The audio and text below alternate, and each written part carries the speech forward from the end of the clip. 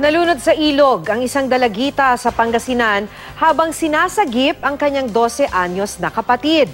Sinubukan pa siyang i-rescue ng kanyang tatay pero huli na ang lahat. Makibalita tayo kay Jasmine Gabriel Galban ng GMA Dagupan. Namasyal sa may ilog sa Bugalyon, Pangasinan ng 15 anyos na si Roselyn Grace Silvano kasama ang mga magulang at nakababatang kapatid na lalaki. Pero habang naliligo sa ilog ang nakababatang kapatid, napunta raw ito sa malalim na bahagi ng tubig. Kasi yung mga bata naglalaro lang sila dito sa parting mababaw sa gilid, doon lang sila, parang naglalaro sila. At yun ang nangyari, biglang sumugod yung bunso namin sa papuntang gitna. Sumaklolo si Roselyn at ang kanyang ina sa nalulunod na bata.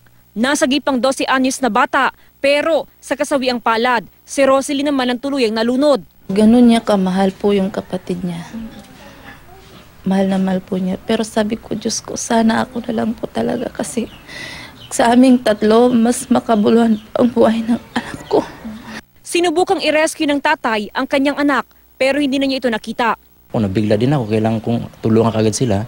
Yun na nga, nung pag nilapitan ko na sila, malalim talaga kasi lampas tao na pala eh. Matapos ang ilan pang minuto, nahanap si Roselyn na wala ng buhay. Nasa grade 10 na at consistent first honor student ang biktima. Kaya naman laking panghihinayang ng kanyang mga magulang.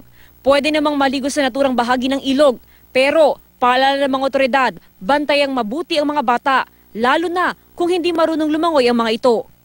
Jasmine Gabriel Galban, Nagbabalita, Pilipinas.